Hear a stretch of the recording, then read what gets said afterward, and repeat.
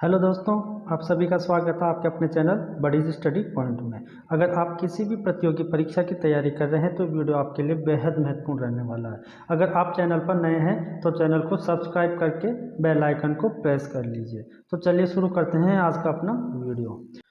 तो आज हम इस वीडियो में जो मगध पर शासन करने वाले बृहद्रथ वंश, हर्यक वंश, शिशुनाग वंश, नंद वंश, मौर्य वंश, शुंग वंश, कर्णव वंश व सातवाहन वंश से संबंधित महत्वपूर्ण प्रश्नों के बारे में चर्चा करेंगे।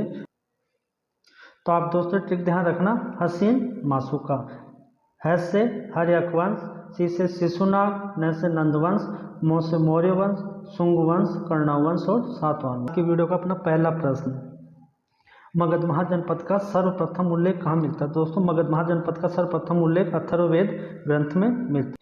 अगला प्रश्न, द्वितीय नगरीकरण का विकास किस नदी के किनारे हुआ? तो दोस्तों ध्यान रखना, गंगा नदी के किनारे 6ठी शताब्दी ईसा पूर्व में हुआ था, जब मगध का उत्कर्ष हुआ था।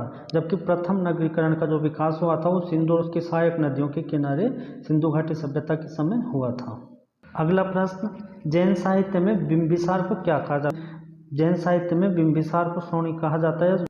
अगला प्रश्न, कुणिक उपनाम से किस शासक को जाना जाता है? तो दोस्तों कुणिक उपनाम से अजातशत्रु को जाना जाता है।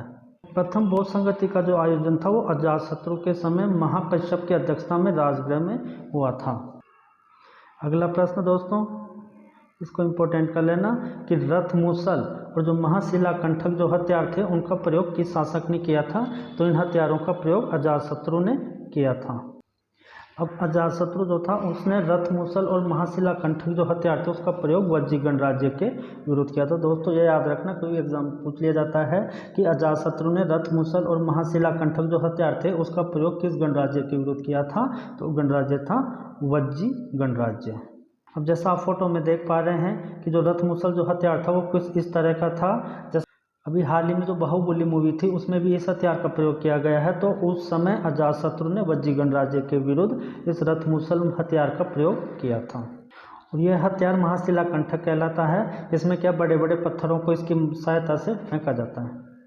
अगला प्रश्न, पाटलिपुत्र को मगध की राजधानी किसने बनाया? तो दोस्तों पाटलिपुत्र को मगध की राजधानी उदयन या उदयभद्र ने बनाया था। अब मगध की राजधानी जो थी पाटलिपुत्र गंगा और सोन नदियों के किनारे स्थित थी। अगला प्रश्न, हर्यक वंश का अंतिम शासक कौन था? दोस्तों हर्यक वंश का अंतिम शासक जो था नागदशक था। अब हर्यक वंश का जो अंतिम शासक था नागदशक, उसकी हत्या शिशुनाग ने की और शिशुनाग वंश की स्थापना की।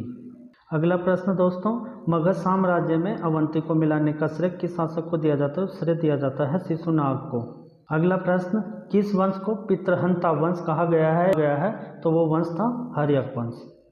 अगला प्रश्न, द्वितीय बौद्ध संगति का आयोजन किस शासक के समय हुआ था? तो दोस्तों द्वितीय बौद्ध संगति का आयोजन कालाशोक के समय हुआ था।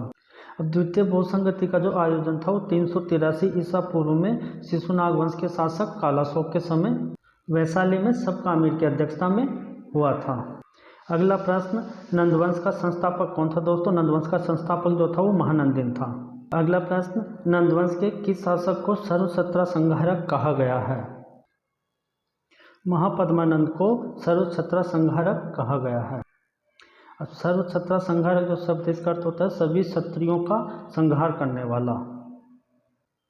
अगला प्रश्न, किस नंद शासक को पुराणों में उग्रसेन कहा गया? तो दोस्तों उग्रसेन महानंदिन को कहा गया है। इसको भी मोस्ट कर लेना, महानंदिन के लिए पुराणों में उग्रसेन शब्द का उल्लेख मिलता है।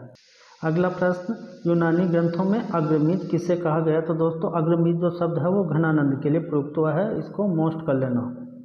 अगला प्रश्न, नंदवंश का अंतिम शासक कौन था? नंदवंश का अंतिम शासक घनानंद था।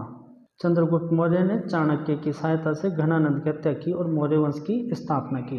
अब घनानंद जो था वो सिकंदर का समकालीन भी था। अगला प्रश्न, हर्यक वंश के किस शासक के समय गौतम बुद्ध को महापरिनिर्वाण प्राप्त हुआ? तो दोस्तों गौतम बुद्ध को महापरिनिर्वाण अजातशत्रु के शासनकाल में प्राप्त हुआ था। धन्यवाद दोस्तों, मिलते हैं अगले वीडियो में कुछ अन्य अति महत्वपूर्ण प्रश्नों के साथ।